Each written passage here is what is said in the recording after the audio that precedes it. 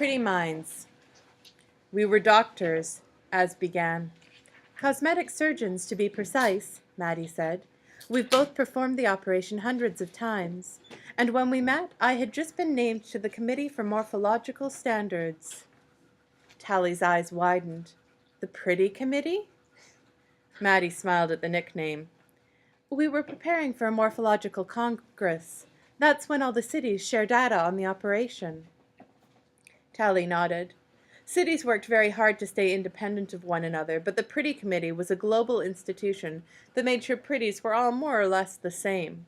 It would ruin the whole point of the operation if the people from one city wound up prettier than everyone else.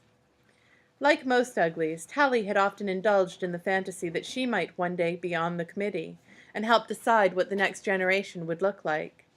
In school, of course, they always managed to make it sound really boring, all graphs and averages and measuring people's pupils when they looked at different faces. At the same time, I was doing some independent research on anesthesia, Az said, trying to make the operation safer. Safer, Tally said.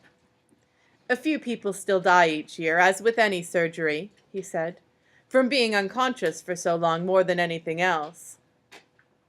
Tally bit her lip. She'd never heard that. Oh.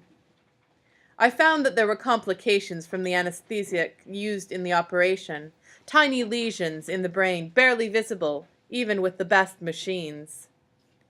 Tally decided to risk sounding stupid. What's a lesion? Basically, it's a bunch of cells that don't look right, Az said. Like a wound, or a cancer, or just something that doesn't belong there. But you couldn't just say that, David said. He rolled his eyes towards Tally. Doctors. Maddie ignored her son. When Az showed me his results, I started investigating. The local committee had millions of scans in its database. Not the stuff they put in medical textbooks, but raw data from pretties all over the world. The lesions turned up everywhere. Tally frowned. You mean people were sick?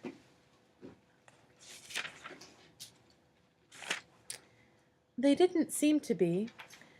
And the lesions weren't cancerous because they didn't spread. Almost everyone had them, and they were always exactly in the same place. She pointed to a spot on the top of her head. A bit to the left, dear, Az said, dropping a white cube into his tea. Maddie obliged him, then continued. Most importantly, almost everyone all over the world had these lesions. If they were a health hazard, 99% of the population would show some kind of symptoms. But they weren't natural, Tally said. No, only post-ops. Pretties, I mean, had them, Az said. No uglies did. They were definitely a result of the operation. Tally shifted in her chair. The thought of a weird little mystery in everyone's brain made her queasy. Did you find out what caused them? Maddie sighed. In one sense, we did. Az and I looked very closely at all the negatives, that is, the few pretties who didn't have the lesions, and tried to figure out why they were different. What made them immune to the lesions? We ruled out blood type, gender, physical size, intelligence factors, genetic markers. Nothing seemed to account for the negatives. They weren't any different from anyone else. Until we discovered an odd coincidence, Az said. Their jobs, Maddie said. Jobs? Every negative worked in the same sort of profession, Az said. Firefighters, wardens, doctors, politicians, and anyone who worked for special circumstances. Everyone with those jobs didn't have the lesions. All the other pretties did. So you guys were okay? Az nodded. We tested ourselves, and we were negative. Otherwise, we wouldn't be sitting here, Maddie said quietly. What do you mean? David spoke up. The lesions aren't an accident, Tally. They're part of the operation, just like all the bone sculpting and skin scraping. It's part of the way being pretty changes you. But you said not everyone has them. Maddie nodded. In some pretties they disappear, or are intentionally cured. In those whose professions require them to react quickly, like working in an emergency room or putting out a fire. Those who deal with conflict and danger. People who face challenges, David said. Tally let out a slow breath, remembering her trip to the smoke. What about rangers? Az nodded. I believe I had a few rangers in my database, all negatives. Tally remembered the look on the faces of the rangers who had saved her. They had an unfamiliar confidence and surety, like David's, completely different from the new pretties she and Paris had always made fun of. Paris. Tally swallowed, tasting something more bitter than tea at the back of her throat. She tried to remember how Paris had acted when she'd crashed the Garbo Mansion party.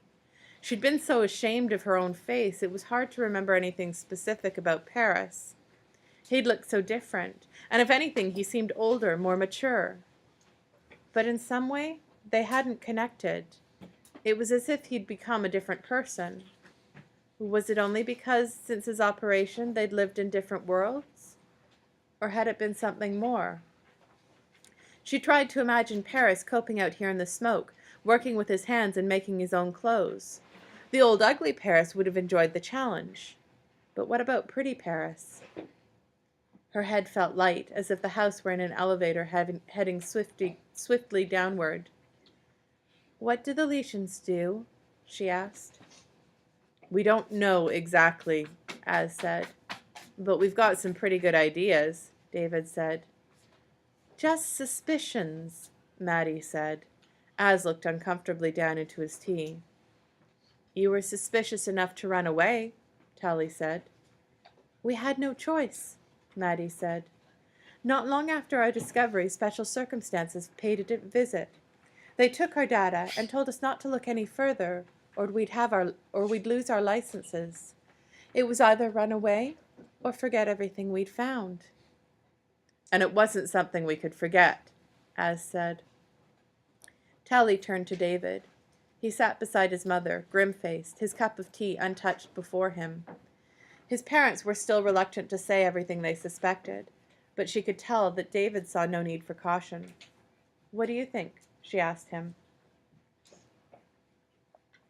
Well, you know how all the Rusties lived, right? He said. War and crime and all that. Of course. They were crazy. They almost destroyed the world. And that convinced people to pull the cities back from the wild, to leave nature alone, David recited. And now everybody is happy because everyone looks the same. They're all pretty. No more Rusties, no more war, right? Yeah.